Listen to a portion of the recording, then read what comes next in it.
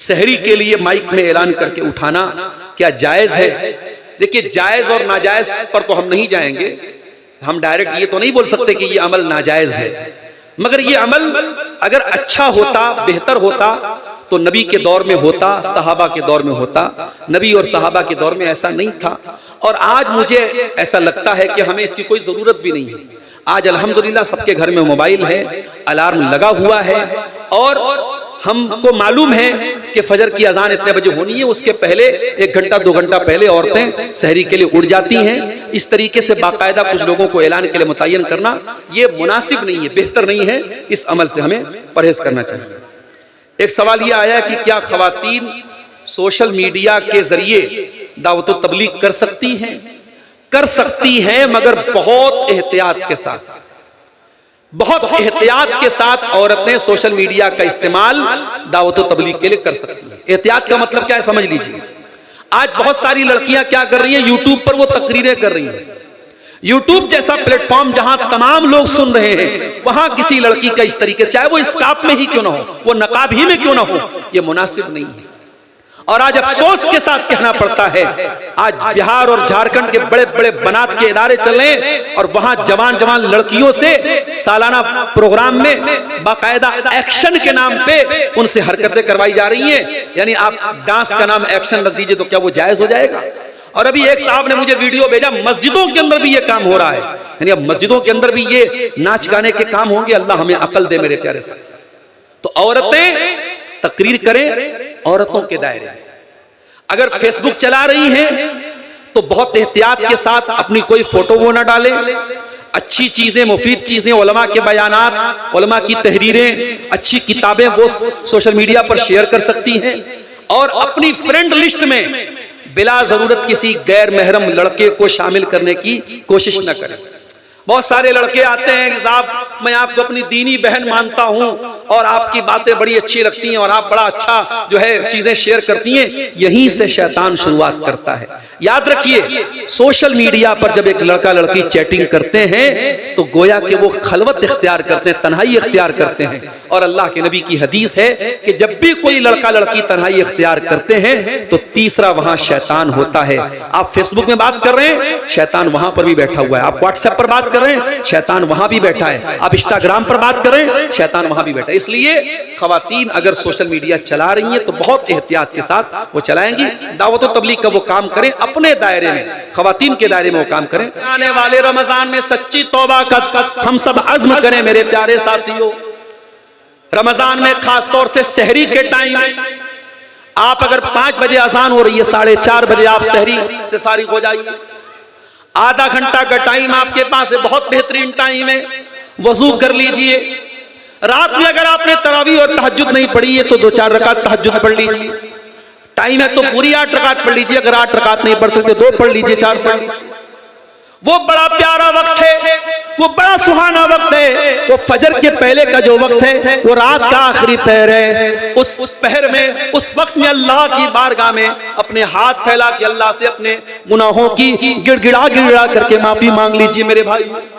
हम सब मांग लें। और अगर आपको कुछ कहना नहीं आता अल्लाह से तो ये छोटी सी दुआ जो नबी ने हमें सिखाई है शबे कद्र में पढ़ने के लिए, वही दुआ पढ़ लेना। जब अम्मा आयशा ने पूछा है अल्लाह के नबी, अराअयता इन अलिमतु अय्या लैलतिन लैलतुल क़द्री, ऐ अल्लाह के नबी अगर मुझे पता चल जाए कि कौन सी रात लैलतुल क़द्र की रात है, कौन सी रात कद्र की रात है, ऐ अल्लाह के नबी मैं उस रात में क्या पढ़ूंगी। अल्लाह के नबी ने बड़ी छोटी सी दुआ सिखाई जो मजदूरी करने वाले मजदूर को भी याद हो सकती है, जो रिक्शा चलाने वाले कम पढ़े लिखे इंसान को भी याद हो सकती है। अल्लाहुम्मा इन्नका अफ़्वुन तुहिब्बुल अफ़्व फ़अफ़ु अन्नी, ऐ अल्लाह तू माफ करने वाला है, तू माफी को पसंद करता है। ऐ अल्लाह मैं भी तेरा गुनहगार बंदा हूं, तू मुझको माफ कर दे। ये दुआ मेरे प्यारे साथियों रमजान के दिन रोजाना पढ़िए, जब मौका मिले तब पढ़िए। और इस दुआ के ऊपर गौर कीजिए कि इसमें आप अल्लाह से क्या कह रहे हैं। अल्लाह को माफी पसंद है। अगर आपके साथ किसी ने अत्याचार किया है, इस्लाम कहता है कि आप बदला ले सकते हैं। कोई आपके एक गाल पे थप्पड़ थप्पड़ मारता है तो आप उसके भी एक गाल पे थप्पड़ मार सकते हैं। इस्लाम की ये शिक्षा नहीं है, इस्लाम की ये तालीम नहीं। कोई आपके एक गाल पे थप्पड़ मारे तो आप दूसरा गाल पेश कर दो, ये इस्लाम की तालीम नहीं है। इस्लाम आपको बदला लेने की इजाजत देता है, मगर साथ में अल्लाह ताला कहता है वलमन सबर व गफर फइन्न ज़ालिका मिन अज़्मिल उमूर। ऐ मेरे बंदो, अगर तुम माफ कर दो, तुम सबर से काम ले लो, माफ कर दो तो ये ज्यादा बेहतर है, हमको ज्यादा पसंद है। जहां पर हम बदला ले सकते हैं और वहां पे हम माफ कर दें, अल्लाह को ये ज्यादा पसंद है। अल्लाह माफी को पसंद करता है। हम जब अल्लाह से शबे कद्र में दुआ करते तो यही तो कहते हैं अल्लाहुम्मा इन्नका अफ़्वुन तुहिब्बुल अफ़्व फ़अफ़ु अन्ना। ऐ अल्लाह, तू माफ करने वाला है और माफी को पसंद करता है। ऐ अल्लाह, मैं भी तो तेरा खताकार और गुनहगार बंदा हूं। ऐ अल्लाह, तू मुझको भी माफ कर दे। मेरे नौजवान साथियों, अल्लाह के वास्ते इससे पहले की जवानी ढल जाए तौबा कर लो। इससे पहले कि मिट्टी में दफन कर दिए जाओ, अल्लाह से सच्ची तौबा कर लो। इससे पहले कि तौबा की तौफीक छीन ली जाए, तौबा कर लो मेरे भाइयों। गोवा के उस नाइट क्लब का वाकया याद करो जहां डांस हो रहा था, लड़कियां नाच रही थी, संगीत बज रहा था, लोग शराब के जाम लुका रहे थे। उसी हालत में गैस सिलेंडर फटता है और गोवा के नाइट क्लब में जबरदस्त आग लग जाती है और दर्जनों लोग वहां पे मर जाते हैं। मेरे प्यारे साथियों, कौन सा हादसा आएगा और हमें मौत के घाट उतार देगा हम नहीं जानते। इससे पहले कि कोई एक्सीडेंट हो जाए, कोई हादसा आ जाए और जिंदगी का तार टूट जाए, अल्लाह से सच्ची तौबा कर लो मेरे साथियों। रमजान का मुबारक महीना भी आता है और हमें से बहुत सारे लोगों की जिंदगी में कोई तब्दीली नहीं आती।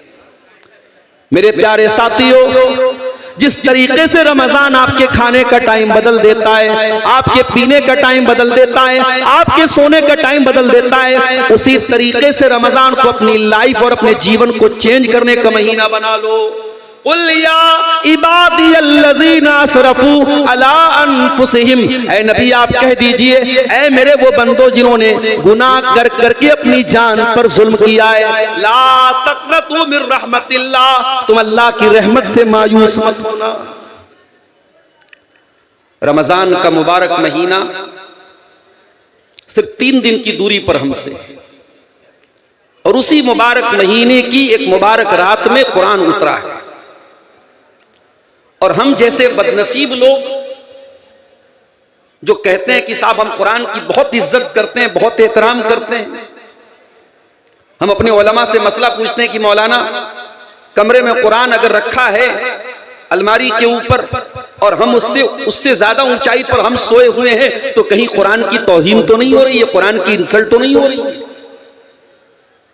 हमें इतना एहतराम करते हैं हम कुरान का, लेकिन माफ कीजिएगा उस कुरान को पढ़ने की, उस पर गौर करने की, उसे समझने की हमें तौफीक नहीं मिलती। मेरे भाइयों, रमजान का मुबारक महीना बहुत बेहतरीन मौका है कुरान के साथ जुड़ने का। इमाम मालिक रहमतुल्लाह अलैह बहुत बड़े मुहद्दिस थे, उनके पास हदीस सीखने के लिए पूरी दुनिया से लोग आते थे, मगर इमाम मालिक रहमतुल्लाह अलैह रमजान का महीना आता था, हदीस का दर्स बंद कर देते थे और अपने तलबा से कहते थे जाओ रमजान आ चुका है, कुरान का महीना आ चुका है, अब इस महीने में मुझे कुरान के साथ टाइम स्पेंड करने दो, मैं कुरान की तिलावत पे, कुरान के तदब्बुर पे मैं टाइम सर्फ करूंगा, इस एक महीने मुझे कुरान के साथ अकेला छोड़। अल्लाह से मैं दुआ करता हूं रब्बुल आलमीन हम सबको आने वाले मुबारक महीने में ज्यादा से ज्यादा कुरान करीम की तिलावत की तौफीक अता फरमाए, कुरान पर गौर व फिक्र करने की, कुरान पर अमल करने की भी अल्लाह ताला हम सबको तौफीक अता फरमाए। मेरे भाइयों, मैंने आपके सामने खुतबे मसनूना के बाद सूरह ज़ुमर की आयत नंबर 53, आयत नंबर 53 की तिलावत की। बहुत मशहूर आयत है ये, हो सकता है आपने पहले भी इस आयत पर कुछ तकरीरें सुनी हो।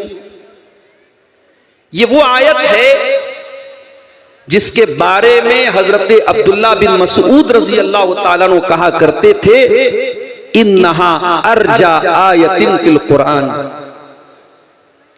कुरान करीम के अंदर सबसे ज्यादा अगर उम्मीद दिलाने वाली कोई आयत है, कुरान की कोई आयत अगर ऐसी है जो मायूसी को खत्म करती है, नाउम्मीदी को खत्म करती है और दिल के अंदर उम्मीद की किरण पैदा करती है, तो वो यही आयत है। अब आइए जरा इस आयत पर हम गौर करें कि ऐसी क्या खास बात है कि अब्दुल्ला बिन मसूद जैसे सहाबी कह रहे हैं कि कुरान की सबसे ज्यादा उम्मीद पैदा करने वाली, उम्मीद दिलाने वाली आयत सूरह ज़ुमर की आयत। कुल या इबादियल्लज़ीना असरफू अला अनफुसिहिम, ऐ नबी आप कह दीजिए। किससे कहना है? या इबादी, ऐ मेरे बंदो। कौन से बंदो? नमाज पढ़ने वाले, रोजा रखने वाले, तहज्जुद पढ़ने वाले, कुरान पढ़ने वाले, तकवा वाले, परहेजगार लोग? नहीं। कुल या इबादियल्लज़ीना असरफू अला अनफुसिहिम, ऐ नबी आप मेरे उन बंदों से कह दीजिए जो बहुत बड़े बड़े पाप करके, बहुत बड़े बड़े गुनाह करके अपनी जान पर जुल्म कर चुके हैं। ये गौर कीजिएगा इस लफ्ज के ऊपर। कुल या इबादियल्लज़ीना असरफू अला अनफुसिहिम ला तक़नतू मिन रहमतिल्लाह। ऐ नबी आज आपको नमाजियों से नहीं बोलना है, तहज्जुद पढ़ने वालों से आपको खिताब नहीं करना है, रोजा रखने वालों से आपको खिताब नहीं करना है। ऐ नबी आज आपको उन लोगों से खिताब करना है, उन लोगों से बोलना है जो बहुत बड़े बड़े गुनाह कर चुके हैं, बहुत बड़े बड़े पाप कर चुके हैं। कोई शराब के नशे में धुत है, कोई ज़िना कर चुका है, कोई हराम कारोबार कर चुका है, कोई किसी गलत काम में मुब्तला है। ऐ दुनिया के पापियों, ऐ दुनिया के गुनहगारों, ऐ गुनाह कर कर के, पाप कर कर के जिन्होंने अपनी जान के ऊपर अन्याय कर रखा है, जिन्होंने अपनी जान पर अत्याचार कर रखा है, जिन्होंने अपनी जानों पर जुल्म करके रखा है। अच्छा, अल्लाह ने डायरेक्ट यूं क्यों नहीं बोला? ऐ नबी आप गुनहगारों से बोल दीजिए। अल्लाह ने गुनहगारों को भी ये हौसला दिया, ऐ गुनहगारों तुम जितना भी गुनाह कर लो, तुम अल्लाह की बंदगी से बाहर तो नहीं निकल सकते। पाप करते करते जमीन तुम्हारे पापों से भर जाए, लेकिन तुम इस जमीन के किनारे से बाहर तो नहीं निकल सकते। तुम्हें घूम फिर करके आना तो इसी धरती पर है, इसी जमीन पर है। ऐ मेरे गुनहगार बंदो, सबके बाद तुम मेरे बंदे हो, मैं तुम्हें अपना बंदा मानता हूं। हाय मेरे रब, तू कितना करीम है। जो तेरे साथ शिर्क कर रहे तो उनको भी अपना बंदा कह रहा है, जो तुझे गालियां दे रहे तो उनको भी अपना बंदा कह रहा है, जो तेरी धरती पर ज़िना कर रहे हैं ऐ अल्लाह तो उनको भी अपना बंदा कह रहा है। आज बेटा बाप की शान में बदतमीजी कर दे, बाप बेटे को घर से निकाल देता है, बेटी माँ के साथ जबान चला दे, माँ बेटी से बात तक नहीं करती है। ऐ अल्लाह तू कितना हलीम है, तू कितना करीम है। ऐ अल्लाह तेरी रहमतों का कोई ठिकाना नहीं, तू गुनहगारों को भी अपना बंदा कह रहा है। ऐ अल्लाह तेरी मोहब्बत पर कुर्बान जाऊं, तू बंदा कह के मुखातब कर रहा है। कुल या इबादियल्लज़ीना असरफू, ऐ मेरे वो बंदो जिन्होंने गुनाह कर करके अपनी जानों के ऊपर जुल्म किया है। एक नुक्ता यह भी मिला, गुनाह करके हम दूसरों का नुकसान तो बाद में करते हैं, पहले तो अपना नुकसान करते हैं। ओ लोगों, तुम कभी गुनाह करके ये ना सोचना वैलेंटाइंस डे पर बहुत सारे ज़िना हुए होंगे, बहुत सारे होटल के कमरे आबाद हुए होंगे, बहुत सारे बदकारी के काम हुए होंगे। वक्ती तौर पर चंद मिनटों के लिए, चंद घंटों के लिए लोगों को मजा आया होगा, लेकिन याद रखो मेरे प्यारे साथियों, गुनाह की नहूसत इंसान के जिस्म के ऊपर भी पड़ती है, इंसान की जात पर भी पड़ती है, इंसान के बाल बच्चों पर भी गुनाह का असर पड़ता है, इंसान की सेहत पर भी गुनाह का असर पड़ता है, इंसान की सवारी पर भी गुनाह का असर पड़ता है, इंसान की रोजी रोटी पर भी गुनाह का असर पड़ता है। गुनाह वक्ती तौर पे आपको मजा दे सकता है, लेकिन गुनाह परमानेंटली, दायमी तौर पर गुनाह नुकसान ही दे करके जाएगा। हम जिनकी औलाद आदम अलैहिस्सलाम, जरा कुरान में उनका वाकया उठा के देखिए। आदम अलैहिस्सलाम को अल्लाह ताला ने जन्नत में रखा और अल्लाह ने आदम और हव्वा दोनों से कहा कि तुम्हें जो खाना है खा लो, वला तक़रबा हाज़िही शजरत फतकूना मिनज़-ज़ालिमीन, ऐ आदम ऐ हव्वा इस पेड़ के करीब ना जाना वरना तुम जालिम बन जाओगे। आदम और हव्वा ऐसा तो नहीं कि नादान थे, नासमझ थे, जन्नत में सब कुछ उनको मिल रहा था, बड़ी आराम की जिंदगी चल रही थी। शैतान को पता था बहुत आसान तो नहीं आदम को बहकाना, बहुत आसान तो नहीं हव्वा को बहकाना, लेकिन शैतान को यह भी पता था कि अल्लाह वालों को अल्लाह का नाम लेके जल्दी बेवकूफ बनाया जा सकता है, दीनदारों को दीन के नाम पे आसानी से बेवकूफ बनाया जा सकता है। इसीलिए शैतान आदम के पास आया, हव्वा के पास आया और कहा कि ऐ आदम ऐ हव्वा, जिस पेड़ के करीब जाने से तुमको अल्लाह ने मना किया है वो तो शजरतुल खुल्द है, वो तो अमृत का पेड़ है, उसको खा लोगे तो हमेशा हमेशा रहोगे। अच्छा एक बात है, आदम अलैहिस्सलाम को शैतान ने जब बहकाने की कोशिश की तो लालच क्या दिलाया कि ऐ आदम हमेशा रहोगे। इसका मतलब कि इंसान को लाइफ में कोई चीज मिले और वो परमानेंटली मिले, हमेशा मिले, ये इंसान की नेचुरल ख्वाहिश है, फितरी ख्वाहिश है। आदम अलैहिस्सलाम के अंदर भी ये ख्वाहिश थी और शैतान को पता था कि ये जाल में फेंकूंगा तो आदम को आसानी से मैं अपने जाल में ले सकता। कहा है आदम हव्वा इस पेड़ को तुम खा लोगे तो हमेशा हमेशा तुम जन्नत में रहोगे।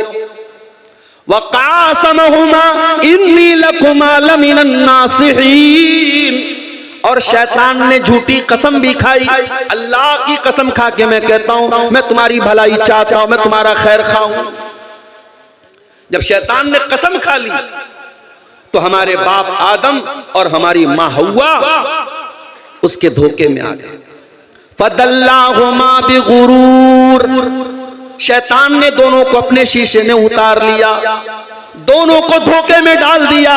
फलम्मा ज़ाक़ा शजरत बदत लहुमा सौआतुहुमा, और जैसे ही दोनों ने उस पेड़ के फल को चखा फौरन दोनों के बदन से कपड़े उतर गए, दोनों नंगे हो गए।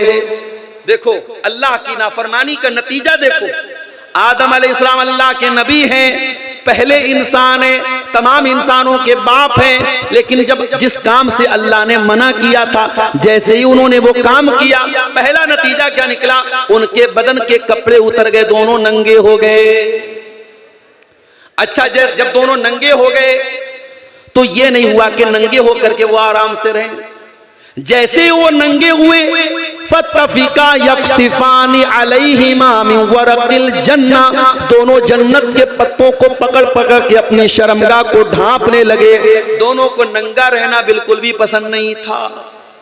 ओ दुनिया वालों, अगर तुम वाकई में आदम की औलाद हो और वाकई में तुम हव्वा की औलाद हो तो खबरदार नंगे रहना कभी गवारा न करना, नंगेपन के करीब न जाना, वल्गैरिटी के करीब न जाना, अश्लीलता के करीब न जाना। जिसको नंगापन पसंद हो, आज दुनिया के बड़े बड़े तरक्की याफ्ता लोग वो समुंदर के किनारे नंगे होकर के उनकी औरतें लेटी रहती हैं और इसको तरक्की का नाम दिया जाता है, इसको तफरी का नाम दिया जाता है। ऐ दुनिया के बेशर्मों और बेगैरतों, तुम अपना नाम आदम की औलाद से कटवा दो। अगर तुम वाकई में आदम की औलाद हो, अगर वाकई में तुम आदम के बेटे हो तो तुम्हें नंगा रहना बिल्कुल भी पसंद नहीं होना चाहिए।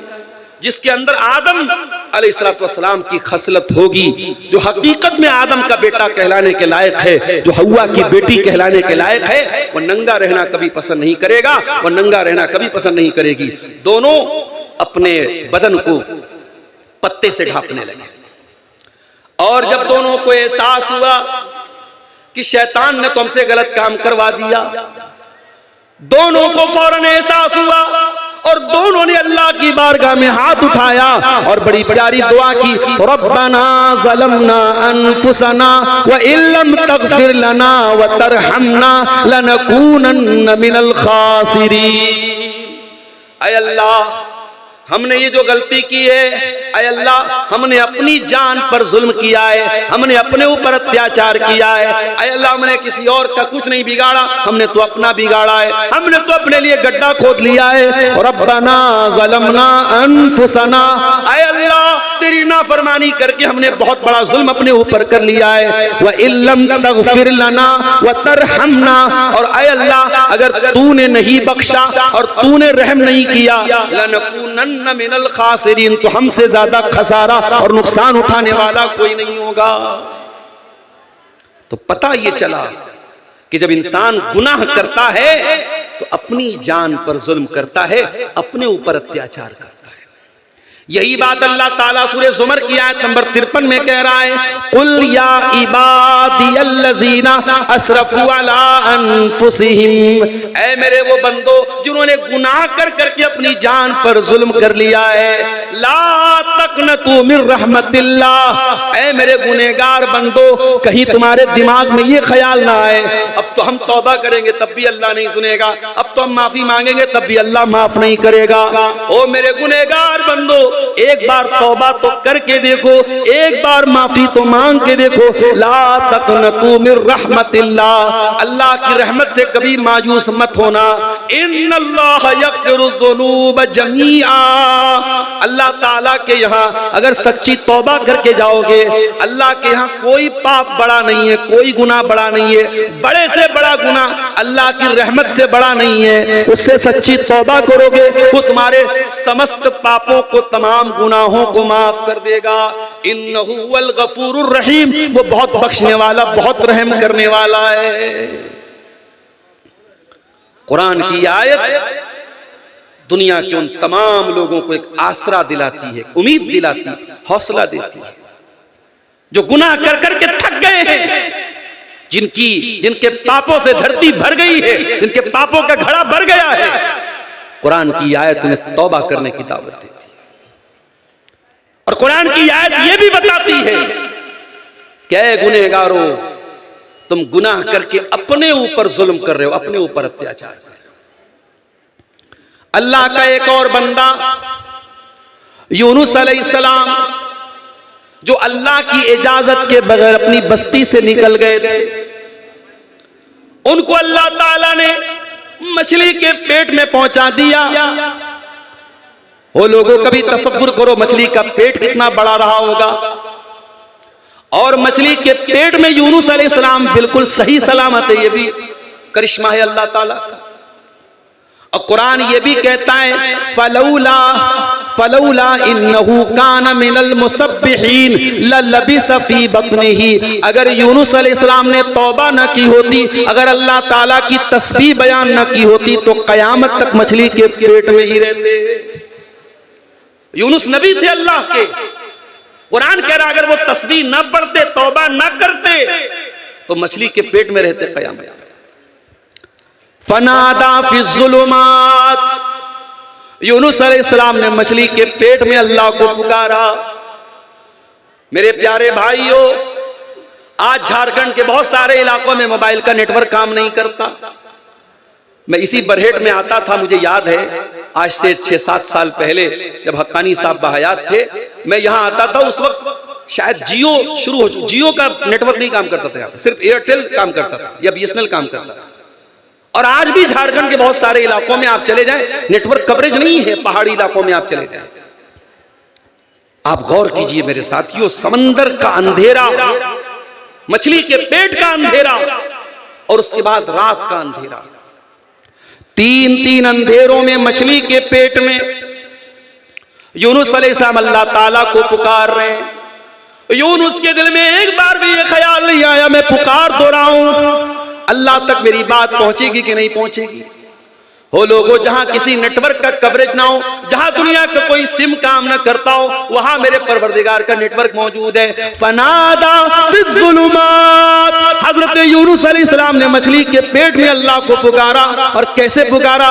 फरमाया, अल्लाह इलाहा इल्ला अंत सुब्हानक इन्नी कुन्तु मिनज़ ज़ालिमीन, कहा है परवरदिगार तेरे सिवा मेरा कोई सहारा नहीं है, तेरे सिवा मेरा कोई माबूद नहीं है। सबसे पहले तौहीद का इकरार किया। ओ गंडा पहनने वालों, ओ तावीज पहनने वालों, ओ कब्रों पर सजदा करने वालों, ओ पीरों के आगे सजदा करने वालों, तुम किस मुंह से अपने आप को मुसलमान कहते हो? तुम किस मुंह से नमाज में इय्याका नअबुदु व इय्याका नस्तईन कहते हो? तुम्हारी ये मक्कारी तुम्हारे मुंह पर मार दी जाएगी, तुम्हारी ये धोखाधड़ी तुम्हारे मुंह पर मार दी जाएगी। अरे मुसलमान तो तौहीद का अलमबरदार होता है। मुसलमान अल्लाह के सिवा किसी और को मुश्किल कुशा नहीं मानता है, किसी और को हाजत रवा नहीं मानता है। यूनुस अलैहिस्सलाम ने सबसे पहले अल्लाह की तौहीद का इकरार किया। ला इलाहा इल्ला अंता, ऐ अल्लाह तेरे सिवा मेरा कोई माबूद नहीं है, कोई सहारा नहीं है। सुब्हानक, ऐ अल्लाह मैं अपनी गलती को मानता हूँ, मैं अपनी खता को मानता हूँ। ऐ अल्लाह तू पाक है, मेरी खता थी, मेरी गलती थी। सुब्हानक इन्नी कुन्तु मिनज़्ज़ालिमीन, ऐ अल्लाह मुझसे गलती हो गई, मैंने जुल्म किया, मैंने अत्याचार किया, मैं तेरी इजाजत के बगैर अपनी कौम को छोड़ के चला गया। ऐ अल्लाह मुझे माफ कर दे। ये यूनुस अलैहिस्सलाम की दुआ है, कितनी प्यारी दुआ है। इसमें अल्लाह की तौहीद का भी इकरार है, अल्लाह की तस्बीह भी बयान हो रही है और अपने गुनाह का, अपनी गलती का एतराफ भी हो रहा है। इसीलिए अल्लाह के नबी फरमाते हैं कि मछली वाले नबी की दुआ किसी भी मुसीबत में इंसान अगर पढ़ेगा, मुसलमान पढ़ेगा, तो अल्लाह जरूर उसकी मुसीबत को दूर करेगा। ये दुआ सिर्फ यूनुस अलैहिस्सलाम के लिए नहीं थी, ये क़यामत तक आने वाले मोमिनों के लिए दुआ है। और ये दुआ भी हमें ये सिखाती है मेरे प्यारे साथियों कि इंसान जब अल्लाह की नाफरमानी करता है, अल्लाह की कोई बात नहीं मानता है, तो इंसान किसी और पर अत्याचार नहीं करता है, इंसान सबसे पहले अपने नफ्स के ऊपर, अपने ऊपर जुल्म करता है। और आगे बढ़िए, नबी के दौर में एक तौबा का वाकया आपको सुनाता हूं। जंगे तबूक का मौका है, मदीना से 700 किलोमीटर का लंबा सफर करना है, मई और जून का महीना है, खजूरें पक चुकी हैं, बस फसल को काटना बाकी है। नबी अकरम ने ऐलान किया मैं तबूक की तरफ जाना है। सहाबे किराम के लिए बहुत बड़ी आजमाइश का टाइम था। एक तो गर्मी का मौसम था, लंबा सफर करना था, खजूर ऑलरेडी पक चुकी थी, खजूरों को छोड़ के जाना था। ज्यादातर सहाबे किराम तो तैयार हो गए। 3 सहाबा ऐसे थे जो अपनी सुस्ती और काहिली की वजह से अल्लाह के प्यारे नबी के पास के साथ नहीं जा पाए। उसमें एक सहाबी का नाम था काब बिन मालिक, एक का नाम था हिलाल बिन उमैया और एक का नाम था मुरारा इब्न रबी। ये 3 सहाबी थे जो अल्लाह के नबी के साथ, ताकत थी उनके पास, सवारी भी थी, वो जा सकते थे, मगर अपनी सुस्ती की वजह से नहीं गए। जब अल्लाह के प्यारे नबी तबूक से वापस आए, मुनाफिकों ने आकर के झूठा बहाना करना शुरू किया। ऐ अल्लाह के नबी मुझे ये तकलीफ थी, ये बीमारी थी। अल्लाह के नबी ने उनका बहाना कबूल किया, कहा जब अल्लाह तुम्हें माफ करे, जब अल्लाह तुम्हें माफ करे। जब हजरत काब बिन मालिक का नंबर आया, उन्होंने अपने दिल में सोचा कि अगर मैं अल्लाह के रसूल के पास झूठ बोल देता हूं तो आज नहीं तो कल अल्लाह ताला मेरी हकीकत को खोल देगा, लेकिन मैं अगर सच बोल देता हूं, हो सकता है कि अल्लाह के नबी वक्ती तौर पे नाराज हो जाएं, लेकिन अल्लाह ताला जरूर मेरी तौबा बाद में कबूल कर लेगा। यही सोच करके जब काब बिन मालिक अल्लाह के नबी के पास आया, आपने पूछा है काब क्या बात है, तुम हमारे साथ तबूक में क्यों नहीं आए? कहा अल्लाह के नबी मैं आपके सामने झूठ नहीं बोल सकता, मैं बिल्कुल तंदुरुस्त और तवाना था, मेरी सवारियां भी तैयार थी, मैं आपके साथ जाने का इरादा भी रखता था। जब आपका काफिला निकल गया, मैंने कहा मेरी सवारियां तो रेडी है, मैं 2-3 दिन के बाद भी जाऊंगा तो काफिले में शामिल हो जाऊंगा। ऐ अल्लाह के रसूल मैं सुस्त पड़ गया, मैं काहिली में पड़ गया, और जब मैंने इरादा किया तब तक काफिला बहुत दूर जा चुका था, मेरी गलती थी, मैं जानबूझ करके आपके साथ नहीं जा पाया। नबी अकरम ने सहाबा से कहा काब बिन मालिक सच बोल रहे हैं, लेकिन अल्लाह ताला की तरफ से मुझे ये हुक्म दिया गया है कि इनसे कोई बात नहीं करेगा। काब बिन मालिक से बातचीत बंद कर दी गई, उनका सोशल बाइकआउट कर दिया गया, और काब बिन मालिक का हाल ये हो गया कि वो मस्जिद में आते, किसी को सलाम करते तो कोई सलाम का जवाब देने को तैयार नहीं है। कहते हैं जब मैं नमाज पढ़ने लगता था मुझे ऐसा लगता था कि अल्लाह के नबी मुझको देख रहे हैं, लेकिन जब मैं सलाम फेरता था तो अल्लाह के नबी अपना चेहरा फेर लेते थे। काब बिन मालिक ने पता लगाया कि ये अकेले मेरे साथ ये मसला है या कोई और भी है जो इस मसले में मेरे साथ है, तो पता लगा कि 2 लोग और हैं। इस तरीके से 50 दिन का टाइम गुजरा और एक एक दिन हजरत काब बिन मालिक और उनके साथियों पर पहाड़ की तरह गुजरा है। कुरान करीम उनके हालात का नक्शा खींचता है, ऐ ईमान वालो, अल्लाह ने उन 3 लोगों की तौबा को भी कबूल कर लिया जिनके मामले को अल्लाह के नबी ने मुअख्खर कर दिया था। हत्ता इज़ा ज़ाक़त अलैहिमुल अर्दु बिमा रहबत व ज़ाक़त अलैहिम अनफुसुहुम, यहाँ तक के जमीन उनके लिए तंग हो गई और उनकी जान भी उनके लिए तंग हो गई। 50 दिन का टाइम गुजर गया मेरे साथियों, कोई बात करने वाला नहीं। 50 दिन के बाद हज़रत काब बिन मालिक अपने मकान की छत पे नमाज पढ़ रहे थे। इतने में दूर से एक पुकारने वाले ने पुकारा, अबशिर या काब बिन मालिक, ऐ काब बिन मालिक खुश हो जाओ, अल्लाह ने तुम्हारी तौबा कबूल कर ली और तुम्हारे बारे में कुरान की आयतें नाज़िल हो गई हैं। काब बिन मालिक कहते मेरे पास कुछ और तो नहीं था, मैंने अपने बदन का कपड़ा उतार करके उसको पहना दिया, इतनी खुशी मुझको हुई। गौर कीजिए मेरे प्यारे साथ, सच्चे दिल से इन्होंने आंसू बहाए थे। 50 दिन तक अल्लाह से गिड़गिड़ा के दुआएं की थी, अल्लाह ने इनकी तौबा को कबूल किया था। मेरे प्यारे साथियों, रमजान का महीना हमारे सामने।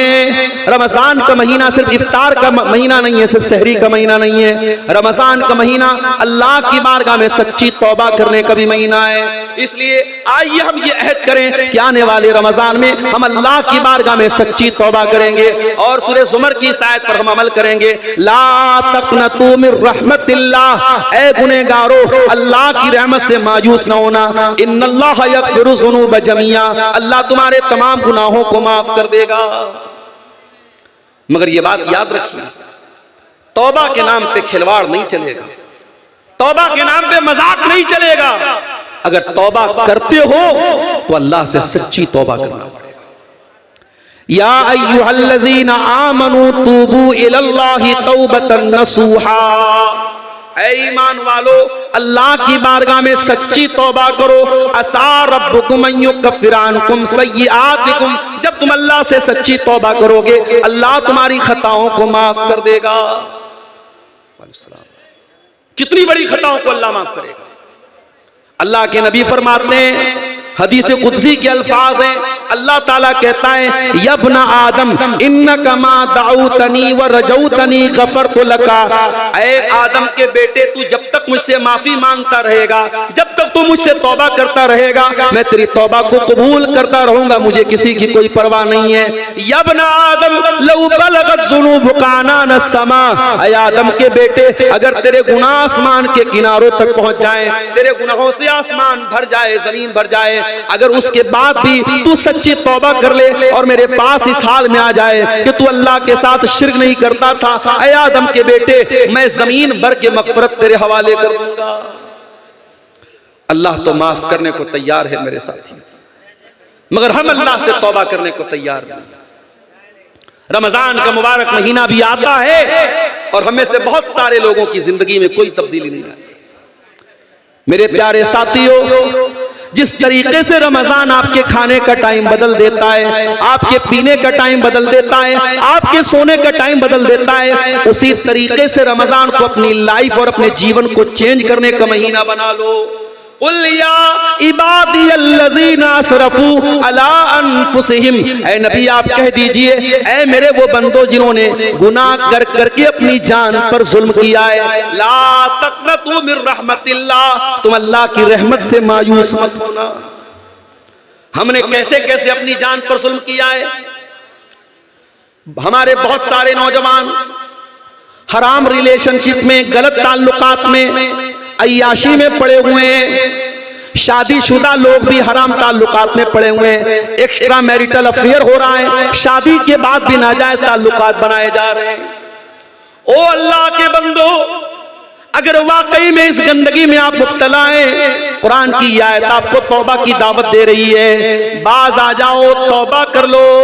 दुनिया में जिना करने के बाद भी अगर आपको पत्थर नहीं मारे जा रहे, कोड़े नहीं लगाए जा रहे, तो इसको अल्लाह की तरफ से एक मोहलत समझ लो, एक ढील समझ लो, और अल्लाह की ढील का नाजायज फायदा ना उठाओ, वरना जिस दिन अल्लाह की रस्सी टाइट होगी, अल्लाह किस तरीके से अपना अजाब देगा तुम सोच नहीं सकते।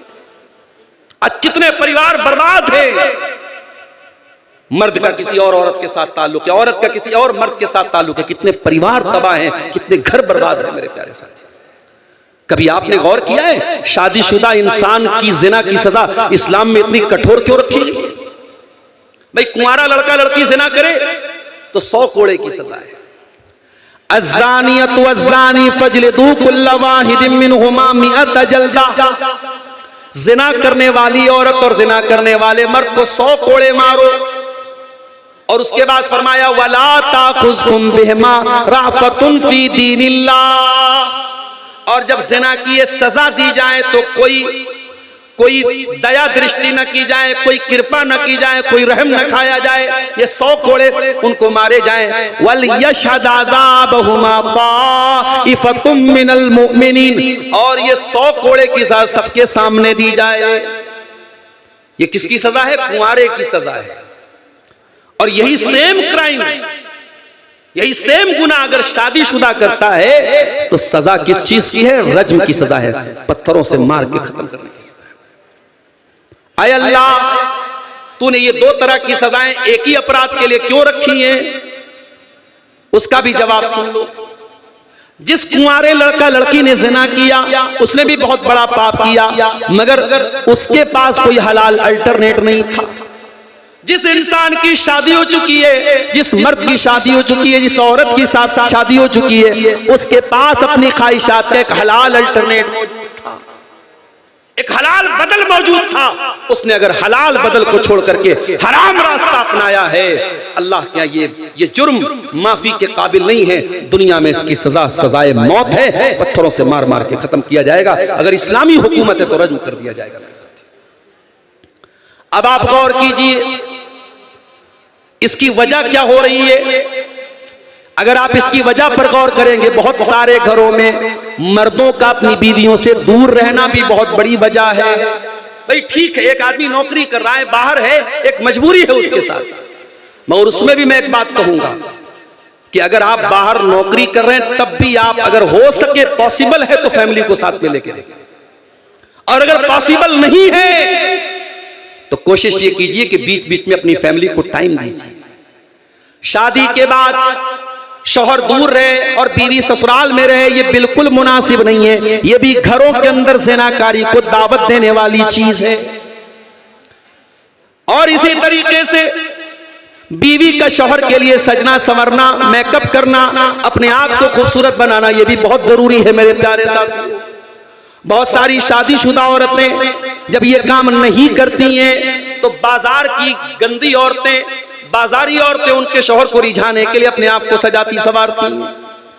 जिस औरत को हुक्म दिया गया कि अपने शौहर के लिए वो सजे संवरे, अपने शौहर को छोड़ करके वो जमाने के लिए अपने आप को सजाए और संवारे, मेरी प्यारी माओ बहनों, ये कौन से इंसाफ की बात है। औरत को हुक्म दिया गया है कि वो अपने शौहर के लिए खूबसूरत बने, अपने शौहर के लिए मेकअप करे, अपने शौहर के लिए अपने आप को सजाए और संवारे। जमाने के लिए तेरा मेकअप है, जमाने के लिए तेरी खूबसूरती है, और शौहर के लिए तेरी खूबसूरती नहीं है तो तू अपने शौहर के साथ अन्याय कर रही है, तो अपने शौहर के साथ नाइंसाफी।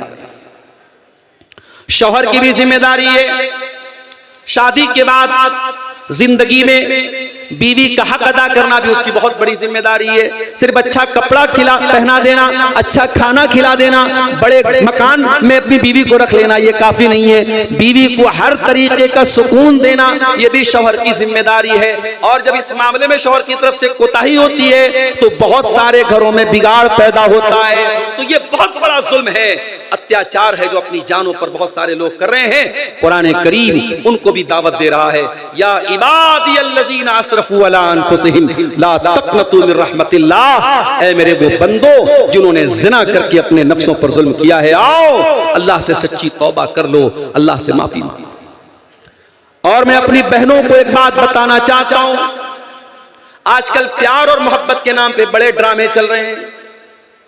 ये दुनिया भर के वैलेंटाइन डे और रोज डे और टेडी डे और फलाना डे और ढिकाना डे जो मनाया जा रहा है, ये ढकोसले मेरे प्यारे साथियों, ये सब जिनाकारी को प्रमोट करने के लिए हो रहे हैं। मेरी बहनों, कान खोल के सुन लो, जो लड़का आपसे मोहब्बत का दावा करता है, अगर वाकई में वो आपसे मोहब्बत करता है, वो कभी आपको जिना की दावत नहीं देगा। जो जिना की दावत दे, जो हराम रिश्ता बनाने की बात करे, वो कभी आपसे मोहब्बत नहीं करता है। वो आज आप तक पहुंच रहा है, कल किसी और तक पहुंचेगा।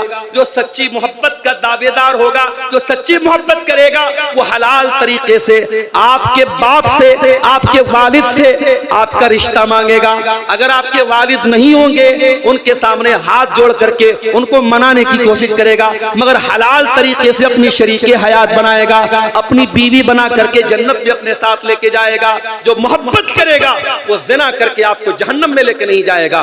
जो मोहब्बत करेगा वो निकाह करके आपको अपनी शरीके हयात बनाएगा। ये बात अपने दिमाग में बिठा लो मेरी बहनों, और इस हरामकारी और जिनाकारी के फितने से अपने आप को बचा लो। नबी के दौर में एक औरत अल्लाह के नबी के पास आती है, गामिदिया औरत आकर के कहती है, अल्लाह के नबी, इन्नी असब्तु ज़िना, मैंने ज़िना किया है। आपने उसको टालने की कोशिश की। उसने कहा, अल्लाह के नबी, मुझको टालने की कोशिश न कीजिए।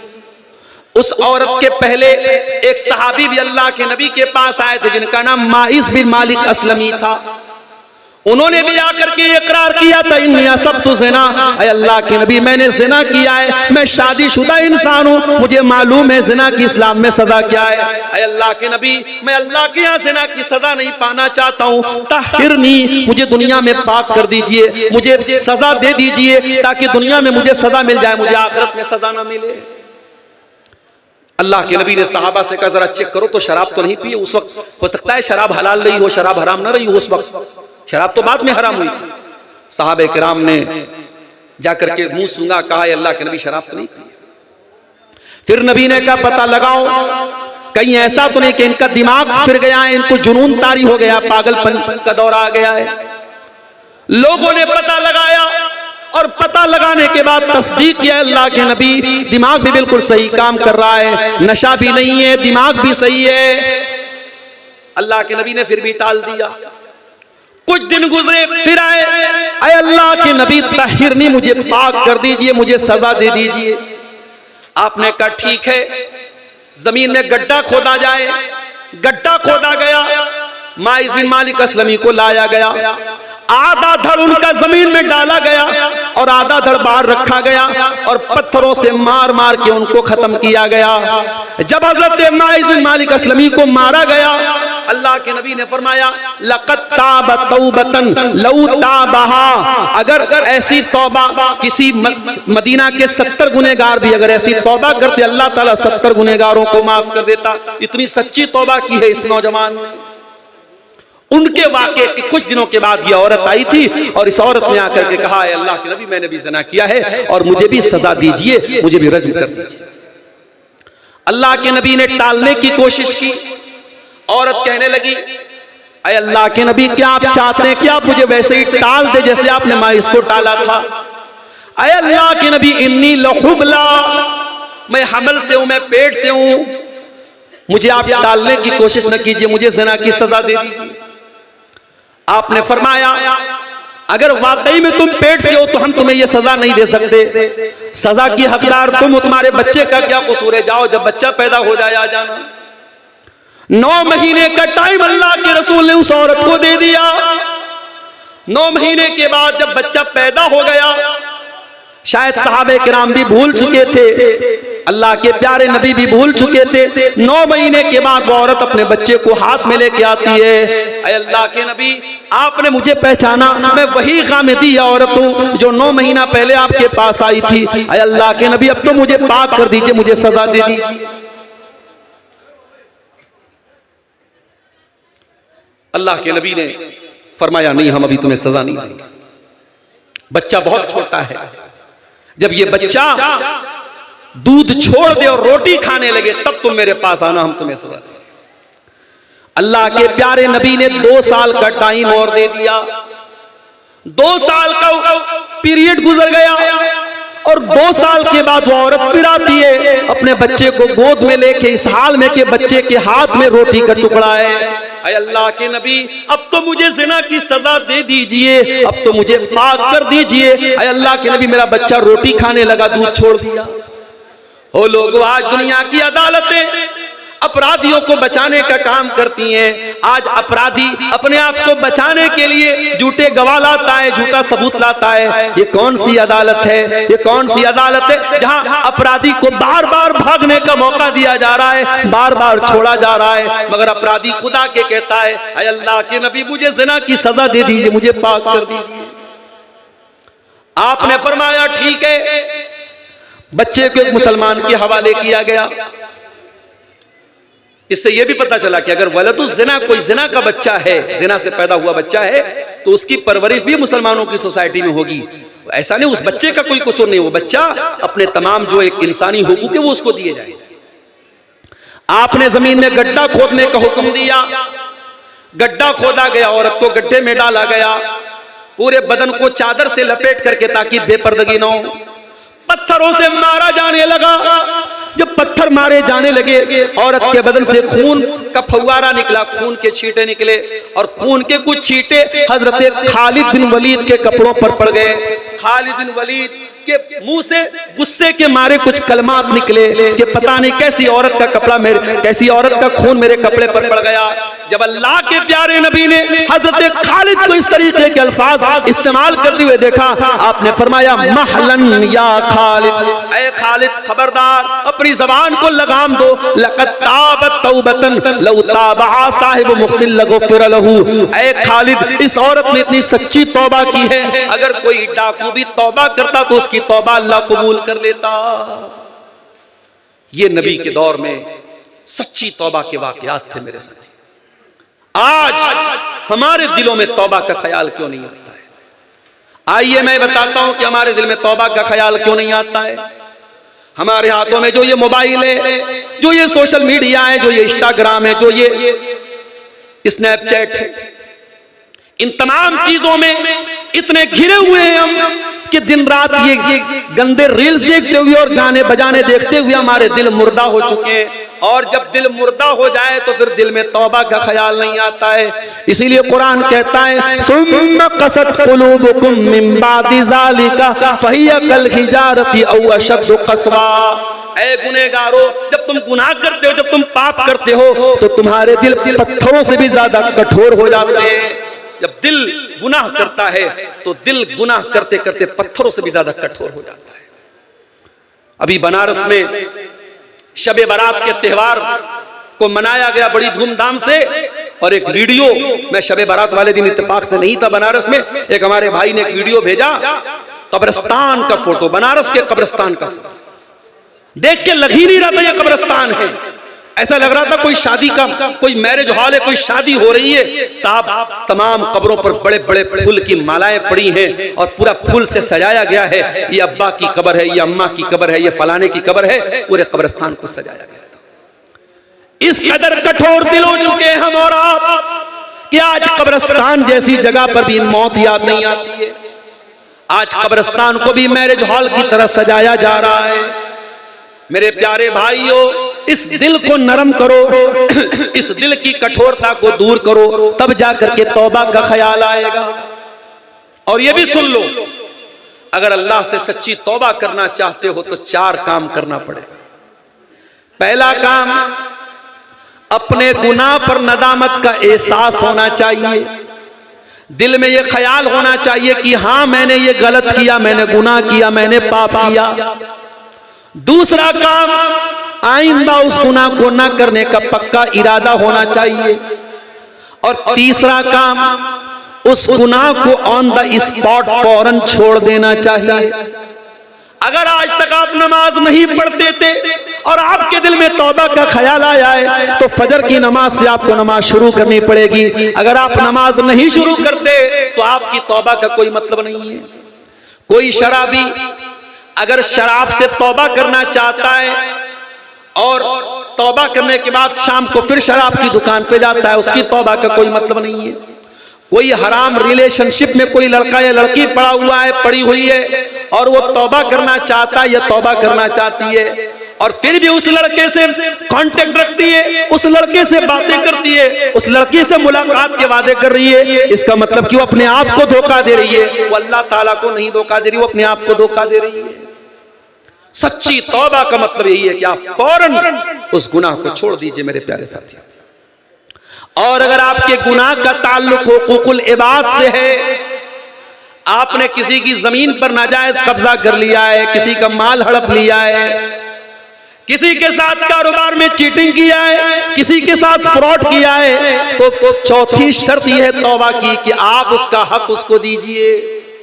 जमीन लिया है तो जमीन दे दीजिए, माल लिया है तो माल दे दीजिए, और अगर आपने जबान से तकलीफ पहुंचाई है, गाली दिया है, गीबत किया है, चुगली किया है, तो जा करके उससे माफी मांग लीजिए।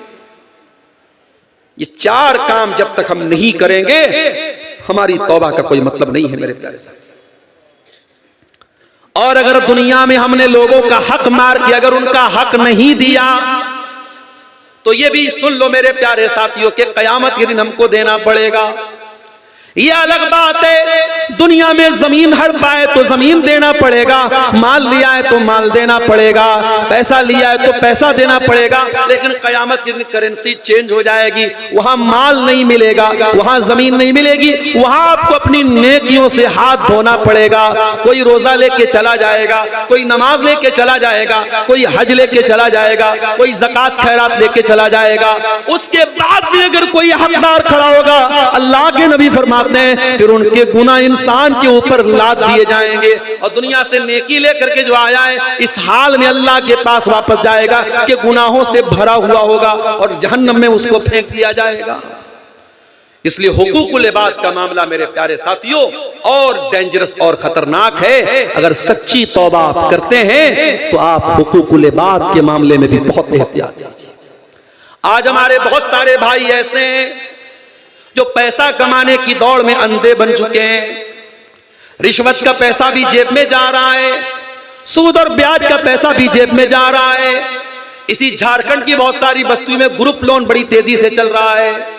छोटे छोटे अमाउंट 10-10, 20-20 हजार का अमाउंट आज मुसलमान सूद पर ले रहा है, इंटरेस्ट पर ले रहा है। क्या मुसलमान अपने नबी की हदीस भूल गया?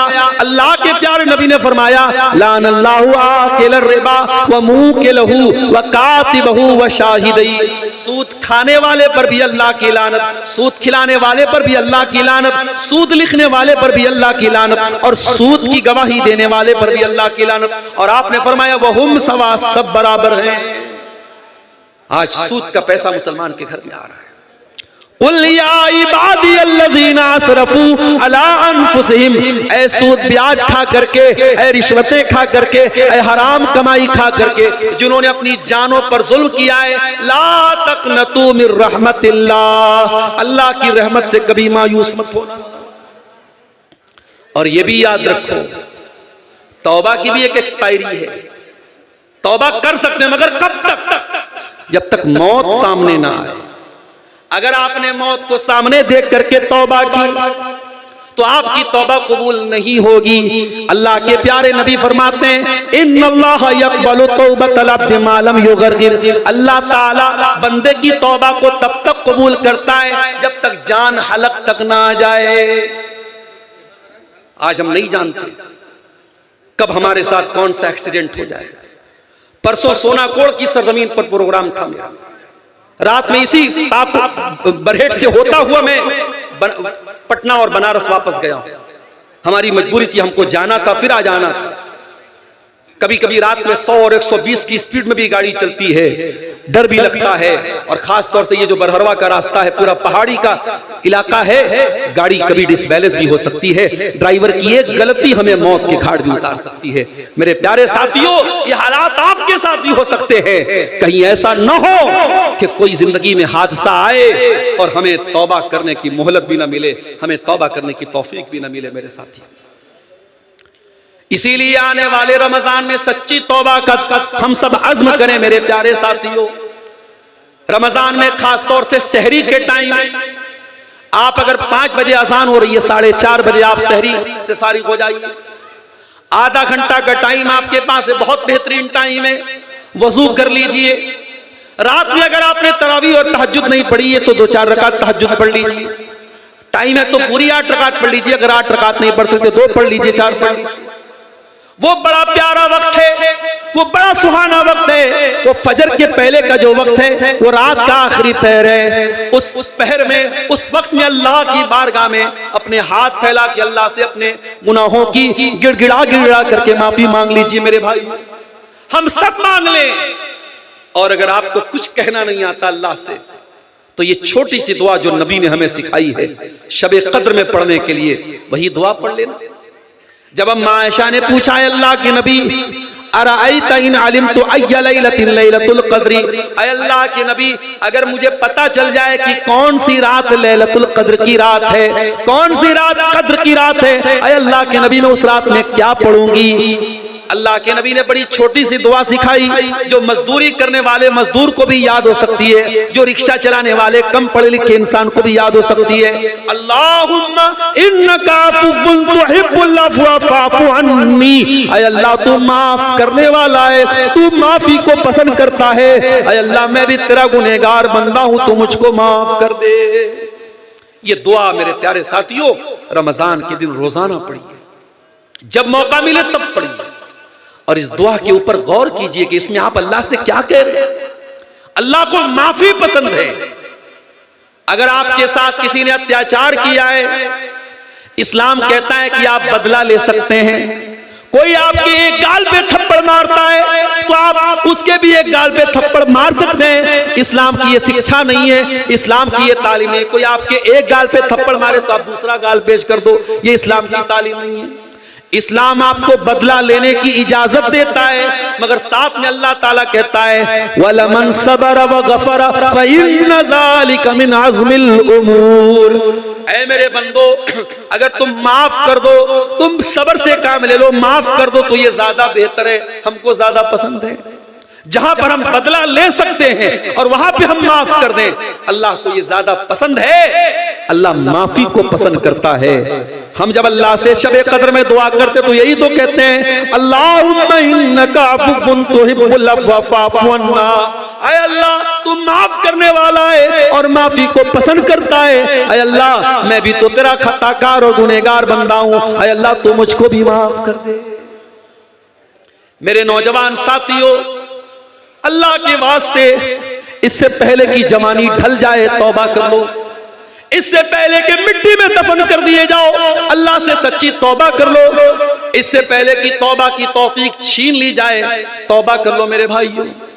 गोवा के उस नाइट क्लब का वाकया याद करो जहां डांस हो रहा था, लड़कियां नाच रही थी, संगीत बज रहा था, लोग शराब के जाम लुका रहे थे। उसी हालत में गैस सिलेंडर फटता है और गोवा के नाइट क्लब में जबरदस्त आग लग जाती है और दर्जनों लोग वहां पे मर जाते हैं। मेरे प्यारे साथियों, कौन सा हादसा आएगा और हमें मौत के घाट उतार देगा हम नहीं जानते। इससे पहले कि कोई एक्सीडेंट हो जाए, कोई हादसा आ जाए और जिंदगी का तार टूट जाए, अल्लाह से सच्ची तौबा कर लो मेरे साथियों। और ये भी याद रखो अल्लाह ताला माफ करने वाला है, लेकिन अल्लाह की पकड़ भी बड़ी सख्त है। अल्लाह का एक नाम गफूर है, अल्लाह का एक नाम रहीम है, तो अल्लाह का एक नाम जब्बार भी है, अल्लाह का एक नाम अजीज भी है, अल्लाह का एक नाम जुल्तिकाम भी है। अल्लाह अगर इंतकाम लेता है तो बहुत खतरनाक लेता है मेरे साथी। आज कितने लोग ऐसे हैं जो लिवातत के गंदे काम में मुब्तला हैं। जो लूत अलैहिस्सलाम की कौम ने गंदा काम किया था, मर्द का मर्द के साथ जो ताल्लुक बनाने का गंदा काम इस धरती पर शुरू हुआ था, वो लूत अलैहिस्सलाम की कौम ने शुरू किया था। आज दुनिया में ये काम भी धड़ल्ले से हो रहा है और अभी दिल्ली में एक बहुत बड़ा मार्च भी निकला था। ये जो अपने आप को लेस्बियन और गे बोलते हैं, ये जो मर्द मर्द के साथ ताल्लुक बनाता है, औरत औरत के साथ ताल्लुक बनाते हैं, जिनको समलैंगिक कहा जाता है, जिनको होमोसेक्सुअल कहा जाता है, जिनको LGBT कहा जाता है, इन लोगों ने बाकायदा दिल्ली दिल्ली में मार्च निकाला था।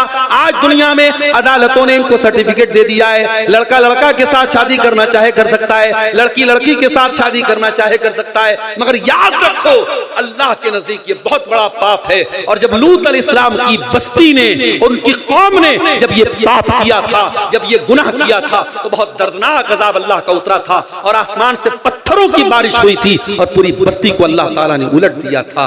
मेरे प्यारे साथियों, अल्लाह ताला अगर ढील दे रहा है, इसका मतलब कोई जालिम ये न समझे कि अल्लाह की ढील का मतलब ये कि हमें छोड़ दिया जाएगा। अल्लाह या तो दुनिया ही में बहुत सख्त पकड़ करेगा और दुनिया में नहीं तो आखिरत में तो बहुत खतरनाक पकड़ होने वाली है। मेरे साथी, मेरे प्यारे साथियों, सूरह ज़ुमर की उस आयत की रोशनी में मैं आपको यही पैगाम दे रहा हूं, आने वाले रमजान को तौबा का महीना बना लो। और कुरान की एक और आयत भी अपने सामने रखो, सूरह बकरा की वो आयत जो अल्लाह के नबी पर सबसे आखिरी आयत उतरी थी, जिस आयत के उतरने के 9 दिन के बाद अल्लाह के नबी का इंतकाल हो गया था। उस आयत में अल्लाह ने हमसे क्या फरमाया, वत्तकू यौमन तुरजऊन फीहि इलल्लाह, ऐ मेरे बंदो उस दिन से डरो जिस दिन तुम अल्लाह के सामने लौटाए जाओगे। सुम्मा तुवफ़्फ़ा कुल्लु नफ्सिन मा कसबत, और उस दिन हर नफ्स को उसके अमल का पूरा पूरा बदला दिया जाएगा। वहुम ला युज़लमून, और किसी के साथ कोई जुल्म नहीं होगा।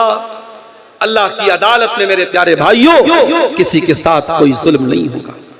अल्लाह के तराजू पर राई के दाने के बराबर भी अगर कोई चीज होगी वो तौली जाएगी। वनज़उल मवाज़ीन अल-क़िस्त लियौमिल क़ियामा, हम क़यामत के दिन इंसाफ का तराजू रखेंगे। फ़ला तुज़लमु नफ़्सुन शैया, और किसी के साथ कोई जुल्म नहीं किया जाएगा।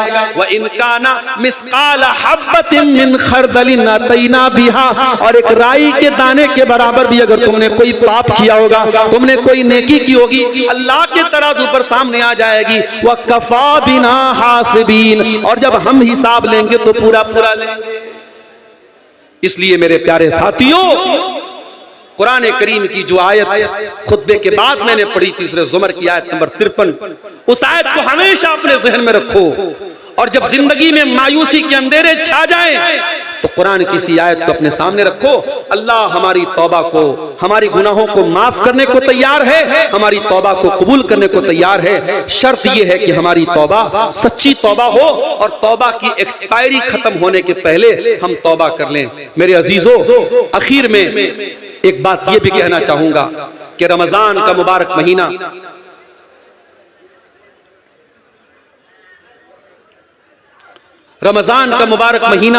जो चंद कदम की दूरी पर शुरू होने वाला है, इस महीने में अपने नौजवानों से एक बात कहना चाहूंगा कि आप अल्लाह के वास्ते अपने सोशल मीडिया अकाउंट से थोड़ा दूर रहिए। इंस्टाग्राम और फेसबुक और व्हाट्सएप की दुनिया से थोड़ा बाहर आइए। ये महीना इन चीजों में बर्बाद मत कीजिए। मेरे साथियों, याद रखिए, हम और आप खुश नसीब हैं, अल्लाह हमें जिंदगी में एक रमजान और दे रहा है।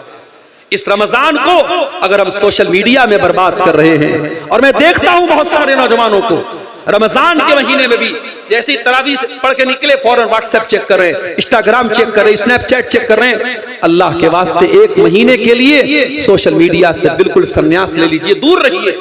और अगर इस्तेमाल कर भी रहे हैं तो सही इस्तेमाल कीजिए, मुफीद इस्तेमाल कीजिए। और ये बात याद रखिए, आप सोशल मीडिया पर जब अकेले में बैठ के कोई गलत चीज देखते हैं, कोई गुनाह की चीज देखते हैं, तो ये अमल भी बहुत खतरनाक अमल है। मेरे साथियों, मैं एक हदीस आपको सुनाना चाहता हूं। अल्लाह के नबी ने फरमाया कि मैं अपनी उम्मत के ऐसे लोगों को भी जानता हूं जो कयामत के दिन पहाड़ों के बराबर नेकियां लेकर के आएंगे, लेकिन अल्लाह ताला उनकी नेकियों को हवा में उड़ा देगा। सहाबा ने पूछा, अल्लाह के नबी वो कौन लोग होंगे? आपने फरमाया, वो नमाज भी पढ़ेंगे, वो रोजा भी रखेंगे, वो इबादत भी करेंगे, वलाकिन्नहुम इज़ा खलौ बिमहारिमिल्लाह इंतहकुहा, लेकिन जब उनको तन्हाई मिलेगी, जब अकेलापन मिलेगा, जब एकांत में जाएंगे तो वो गलत काम करेंगे। आज मोबाइल और सोशल मीडिया हमारी तन्हाइयों को गुनाहों से आलूदा कर रहा है। याद रखो, आपने मोबाइल पर जितनी भी गलत चीजें देखी हैं और की हैं, आप सारे सबूत मिटा दीजिए, मोबाइल से सारी चीजें डिलीट कर दीजिए। मगर अल्लाह को सब मालूम है, अल्लाह से कुछ ढका छुपा नहीं है। वो अलीमुम बिज़ाति सुदूर है, वो दिल की गहराइयों को भी जानता है, वो दिल में छुपे हुए भेद को भी जानता है। ये हमारे सामने एक सवाल आया है कि सहरी के लिए माइक में ऐलान करके उठाना क्या जायज है? देखिए जायज और नाजायज पर तो हम नहीं जाएंगे, हम डायरेक्ट ये तो नहीं बोल सकते कि ये अमल नाजायज है, मगर ये अमल अगर अच्छा होता, बेहतर होता तो नबी के दौर में होता, सहाबा के दौर में होता। नबी और सहाबा के दौर में ऐसा नहीं था, और आज मुझे ऐसा लगता है कि हमें इसकी कोई जरूरत भी नहीं है। आज अल्हम्दुलिल्लाह सबके घर में मोबाइल है, अलार्म लगा हुआ है, और हमको मालूम है कि फजर की अजान इतने बजे होनी है, उसके पहले 1 घंटा 2 घंटा पहले औरतें सहरी के लिए उठ जाती हैं। इस तरीके से बाकायदा कुछ लोगों को ऐलान के लिए मुतय्यन करना ये मुनासिब नहीं है, बेहतर नहीं है। इस अमल से हमें परहेज करना चाहिए। एक सवाल ये आया कि क्या खवातीन सोशल मीडिया के जरिए दावत व तबलीग कर सकती हैं? कर सकती हैं, मगर बहुत एहतियात के साथ। बहुत एहतियात के साथ औरतें सोशल मीडिया का इस्तेमाल दावत व तबलीग के लिए कर सकती हैं। एहतियात का मतलब क्या है समझ लीजिए। आज बहुत सारी लड़कियां क्या कर रही हैं, यूट्यूब पर वो तकरीरें कर रही हैं। यूट्यूब जैसा प्लेटफॉर्म जहां तमाम लोग सुन रहे हैं, वहां किसी लड़की का इस तरीके, चाहे वो स्कार्फ में ही क्यों ना हो, वो नकाब ही में क्यों ना हो, ये मुनासिब नहीं है। और आज अफसोस के साथ कहना पड़ता है, आज बिहार और झारखंड के बड़े बड़े बनात के इदारे चल रहे हैं, और वहां जवान जवान लड़कियों से सालाना प्रोग्राम में बाकायदा एक्शन के नाम पे उनसे हरकतें करवाई जा रही हैं। यानी आप डांस का नाम एक्शन रख दीजिए तो क्या वो जायज हो जाएगा? और अभी एक साहब ने मुझे वीडियो भेजा, मस्जिदों के अंदर भी ये काम हो रहा है। यानी अब मस्जिदों के अंदर भी ये नाच गाने के काम होंगे। अल्लाह हमें अकल दे मेरे प्यारे साहब। तो औरतें तकरीर करें औरतों के दायरे में। अगर फेसबुक चला रही हैं तो बहुत एहतियात के साथ अपनी कोई फोटो वो ना डालें। अच्छी चीजें, मुफीद चीजें, उलमा के बयानात, उलमा की तहरीरें, अच्छी किताबें वो सोशल मीडिया पर शेयर कर सकती हैं। और अपनी फ्रेंड लिस्ट में बिला जरूरत किसी गैर महरम लड़के को शामिल करने की कोशिश न करें। बहुत सारे लड़के आते हैं कि साहब मैं आपको अपनी दीनी बहन मानता हूं और आपकी बातें बड़ी अच्छी लगती हैं और आप बड़ा अच्छा जो है चीजें शेयर करती हैं। यहीं से शैतान शुरुआत करता है। याद रखिए, सोशल मीडिया पर जब एक लड़का लड़की चैटिंग करते हैं तो गोया कि वो खलवत इख्तियार करते हैं, तन्हाई इख्तियार करते हैं। और अल्लाह के नबी की हदीस है कि जब भी कोई लड़का लड़की तन्हाई इख्तियार करते हैं तो तीसरा वहां शैतान होता है। आप फेसबुक में बात कर रहे हैं, शैतान वहां पर भी बैठा हुआ है। आप व्हाट्सएप पर बात कर रहे हैं, शैतान वहां भी बैठा है। आप इंस्टाग्राम पर बात कर रहे हैं, शैतान वहां भी बैठा है। इसलिए खवातीन अगर सोशल मीडिया चला रही हैं तो बहुत एहतियात के साथ वो चलाएंगी। दावत व तबलीग का वो काम करें अपने दायरे में, खवातीन के दायरे में वो काम करें, उसकी जरूरत है। जी, क्या कोई सवाल भी है?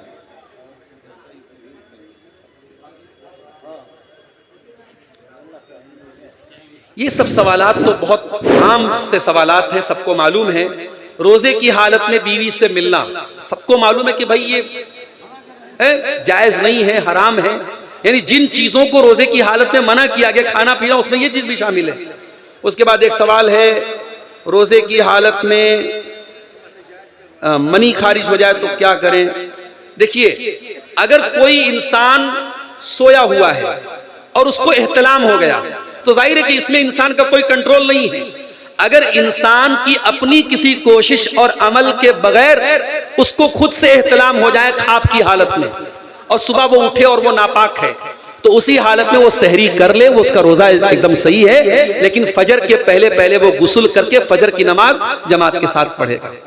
अगर किसी को एहतलाम हो गया तो फिर उसको छूट नहीं मिलती कि वो सो जाए और सुबह उठ करके आराम से 8-9 बजे फजर की नमाज पढ़े। नहीं, फजर की नमाज उसको जमात से पढ़ना है। उसी टाइम वो गुस्ल करेगा, पाकी हासिल करेगा, उससे उसके रोजे पर कोई फर्क नहीं पड़ेगा इंशाअल्लाह। गैर मुस्लिम के पैसे से इफ्तार करना, क्या इफ्तार होगा या नहीं होगा? भाई, गैर मुस्लिम के यहाँ जब आप दावत खा सकते हैं, आम चीजें खा सकते हैं, तो इफ्तार भी कर सकते हैं, ठीक है। लेकिन अगर कोई गैर मुस्लिम ऐसा है जिसके बारे में हमें मालूम है कि उसकी पूरी कमाई या ज्यादातर कमाई हराम की है, तो उस गैर मुस्लिम के यहाँ आप आम दावत भी नहीं खाएंगे और इफ्तार भी नहीं करेंगे। और अगर कोई गैर मुस्लिम ऐसा है कि भाई उसका कारोबार मिक्स है, भाई वो इस्लाम को तो नहीं मानते, उनके यहाँ सूद ब्याज भी चलता है, उनके हराम काम भी होता है, लेकिन उसका ज्यादातर बिजनेस हलाल चीजों का है, तो उसके आम दावत भी आप खा सकते हैं और उसके यहाँ इफ्तार भी कर सकते हैं, मगर कोशिश ये कीजिए कि इफ्तार अपने मुसलमान भाई के यहाँ कीजिए, ताकि आपको दावत खाने का फायदा मिल जाए और उसको रोजेदार को इफ्तार कराने का सवाब मिल जाए। गैर मुस्लिम को दुनिया में तो उसकी नेकी का फल मिल सकता है, आखिरत में कोई फल नहीं मिलेगा, इसलिए बेहतर है कि उसको अवॉइड किया जाए। लेकिन बहरहाल जायज है, उसमें कोई गुनाह की बात नहीं। मैयत के नाम से इफ्तारी करवा सकते हैं या नहीं? मैयत के नाम से सदका करने का सबूत मिलता है, इफ्तारी का मेरे इल्म में कोई सबूत नहीं है। अगर किसी के इल्म में कोई सबूत हो तो मुझे दे दे, मैं मान लूंगा। कोई हदीस नहीं है, कोई दलील नहीं है। इफ्तारी एक अलग नेकी है, एक अलग इबादत है, उसको आम सदका के ऊपर हम क़ियास करें तो ये मुनासिब नहीं है। इसलिए मैयत के नाम से आप इफ्तारी मत कराइए। अगर किसी बेटे को बाप से बहुत मोहब्बत है, बेटा लोगों को इफ्तार कराएगा, उसका सवाब ऑटोमेटिक बाप को पहुंचेगा। बेटे की हर नेकी का सवाब बाप को मिलता है, लेकिन बाप के नाम से, मैयत के नाम से इफ्तारी करवाना ये ठीक नहीं है। हाँ, मैयत के नाम से आप सदका कर सकते हैं, गरीबों को खाना खिला सकते हैं, मदरसे में गरीब बच्चों को आप कुछ पैसा दे सकते हैं, कोई रूम वगैरह बनवा सकते हैं, लेकिन इफ्तारी एक खास इबादत है, उसको मैयत के नाम से करना ये ठीक नहीं है, मुनासिब नहीं है। इससे हमें परहेज करना चाहिए।